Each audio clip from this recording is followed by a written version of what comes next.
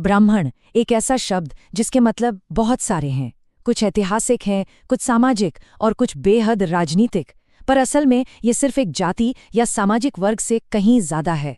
ये शब्द अपने आप में प्राचीन ग्रंथों, हजारों साल के एक लंबे सफर और आज के उलझे हुए कानूनी सवालों की पूरी कहानी समेटे हुए है। तो चलिए इस शब्द के इन्हीं कई मायनों की गहराई में उतरते हैं। तो हमारा सफर कैसा रहेगा?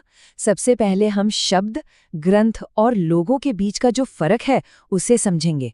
फिर हम देखेंगे कि कैसे हजारों सालों में ये समुदाय पूरे भारत में फैले और उनका असर कैसे बढ़ा। इसके बाद कर्नाटक संगीत से जुड़ी एक बहुत दिलचस्प बहस को जानेंगे और आखिर में एक ऐसे मॉडर्न पॉलिटिकल सवाल पर आकर रुकेंगे जो आज भी अदालत के सामने है। तो सबसे पहले सबसे जरूरी बात, ब्राह्मण शब्द को लेकर जो एक बड़ा कंफ्यूजन है, पहले उसे साफ करते हैं। मतलब एक पवित्र ग्रंथ और एक सामाजिक समूह के बीच का जो अंतर है उसे समझते हैं। देखिए, एक तरफ है ब्राह्मण ग्रंथ। ये पुराने वैदिक लिटरेचर का हिस्सा है जो यज्ञ और पूजा पाठ के तौर तरीके समझाते हैं। और दूसरी तरफ है ब्राह्मण लोग, यानी वर्ण व्यवस्था का वो हिस्सा जिन्हें पारंपरिक रूप से पुजारी और ज्ञानी माना गया। समझिए, एक है टेक्स्ट और दूसरा है एक कम्युनिटी। ये फर्क समझना इसलिए जरूरी है क्योंकि हमारी आगे की पूरी बातचीत इसी पर टिकी है। ठीक है, तो परिभाषा तो समझ आ गई, पर सवाल यह है कि ये सामाजिक समूह यानी ब्राह्मण पूरे भारत में फैले कैसे? दरअसल इनकी मौजूदगी हमेशा से पूरे सबकॉन्टिनेंट में नहीं थी। ये तो हजारों साल तक चले माइग्रेशन और मूवमेंट की एक बहुत लंबी कहानी का नतीजा है।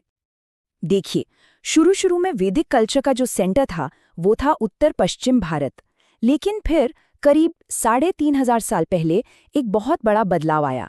ये कल्चर पूरब की तरफ गंगा के बड़े बड़े मैदानों में फैलने लगा और बस यही वो टर्निंग पॉइंट था जहां से पूरे भारत में ब्राह्मणों के माइग्रेशन की लंबी कहानी शुरू होती है। अब ये फैलाव इतना जबरदस्त था कि ब्राह्मण समुदायों को ऐतिहासिक तौर पर दो बड़े ज्योग्राफिकल ग्रुप्स में बांटा गया, उत्तर के पंच गौड़ और दक्षिण के पंच द्रविड़।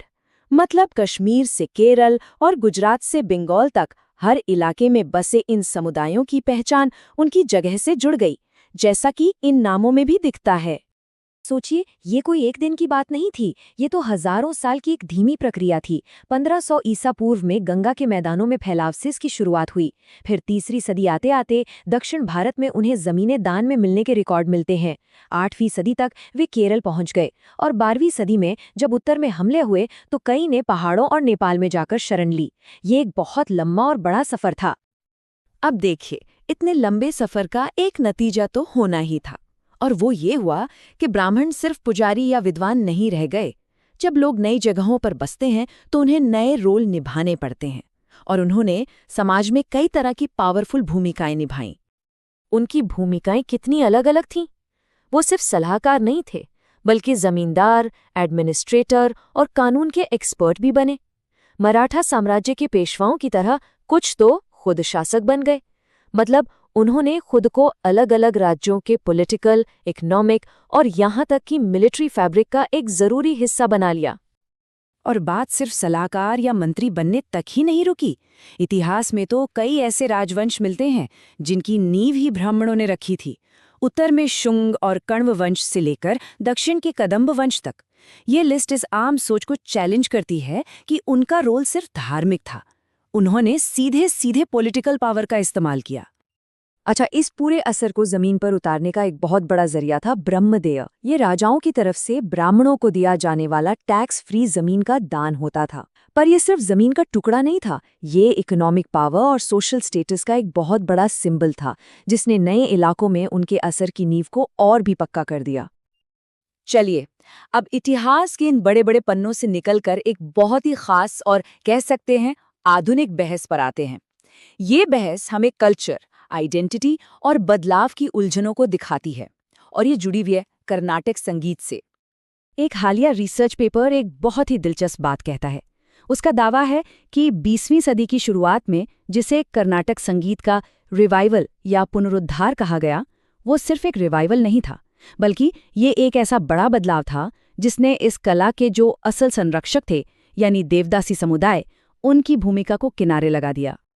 इस बात को अकादमिक मैथ्यू हार्प ऑलिन और भी साफ करते हैं। वो इसे सिर्फ पुनरुद्धार नहीं मानते, वो कहते हैं कि ये एक पुनराबादी थी। मतलब कला एक समुदाय से दूसरे समुदाय के पास चली गई। ये एक पुनर्निर्माण था जहां कला को एक नए सोशल फ्रेम में फिट करने के लिए बदला गया। ये सिर्फ बचाने की नहीं बल्कि पूरी तरह बदलने की प्रक्रिया थी। तो सवाल उठता है, ये बदलाव हुआ कैसे? सोर्स के मुताबिक ये 4 स्टेप्स में हुआ। पहले देवदासियां मंदिरों और दरबारों की मेन आर्टिस्ट थी। फिर ब्राह्मण एलीट क्लास ने सभा जैसे नए परफॉर्मेंस स्पेस बनाए। इसके बाद आर्ट को तथाकथित रिस्पेक्टेबल बनाने के लिए प्योरीफाई किया गया। और नतीजा, देवदासियों को धीरे धीरे उन्हीं मंचों से बाहर कर दिया गया जिन्हें कभी वो चलाती थी। इसी पूरी प्रक्रिया को समझाने के लिए रिसर्च पेपर एक शब्द का इस्तेमाल करता है, कल्चरल एप्रोप्रिएशन। मतलब जब कोई ज्यादा पावरफुल ग्रुप किसी कमजोर ग्रुप की संस्कृति को अपना तो लेता है, लेकिन इस प्रोसेस में जो असली कलाकार हैं उन्हें ही उनका क्रेडिट या उनकी जगह नहीं मिलती। रिसर्चर्स के हिसाब से कर्नाटक संगीत के साथ यही हुआ। और अब हम अपनी इस पूरी बातचीत को आज के दौर में लेकर आते हैं, जहां हिस्टोरिकल आइडेंटिटी और मॉडर्न लॉ एक बहुत ही उलझे हुए सवाल पर आकर टकराते हैं, जो भारत की सबसे बड़ी अदालत के सामने है। और ये हमें आज के एक बहुत ही उलझे हुए सवाल पर ले आता है। सवाल ये है, क्या ऐसा हो सकता है कि कोई समुदाय जिसे सामाजिक तौर पर एडवांस्ड माना जाता हो, वो राजनीतिक तौर पर पिछड़ा हुआ हो? ये सुनने में थोड़ा विरोधाभासी लगता है, लेकिन यही सवाल आज कानून के बिल्कुल सेंटर में है। ये कोई हवाई सवाल नहीं है। असल में भारत के सुप्रीम कोर्ट में एक याचिका पर सुनवाई चल रही है जो ठीक यही सवाल पूछ रही है। याचिका का तर्क है कि क्योंकि लोकल पंचायत चुनावों में ब्राह्मणों का रिप्रेजेंटेशन कम है, तो क्या उन्हें पॉलिटिकली बैकवर्ड क्लास मानकर रिजर्वेशन दिया जा सकता है? इस पूरी बहस की जड़ असल में सुप्रीम कोर्ट के 2010 के एक बड़े फैसले में है। उस फैसले में कोर्ट ने एक बहुत ही अहम बात कही थी कि सोशल और एजुकेशनल पिछड़ापन पॉलिटिकल पिछड़ेपन के बराबर नहीं है। दूसरे शब्दों में कहें तो ये दोनों बिल्कुल अलग अलग पैमाने हैं। और बस यहीं पर मौजूदा याचिका का मेन पॉइंट आता है। याचिकाकर्ताओं का कहना है कि 2010 में ये फैसला तो आ गया, लेकिन उसके बाद भी राज्यों ने पॉलिटिकल बैकवर्डनेस को मापने के लिए कोई ठोस कदम नहीं उठाए। वो आज भी रिजर्वेशन का आधार सिर्फ सोशल और एजुकेशनल बैकवर्डनेस को ही बना रहे हैं। इससे एक तरह का कानूनी वैक्यूम यानी खालीपन पैदा हो गया है। तो प्राचीन ग्रंथों से लेकर आज की अदालतों तक ब्राह्मण शब्द का ये सफ़र हमें एक बहुत बड़े सवाल पर लाकर खड़ा कर देता है।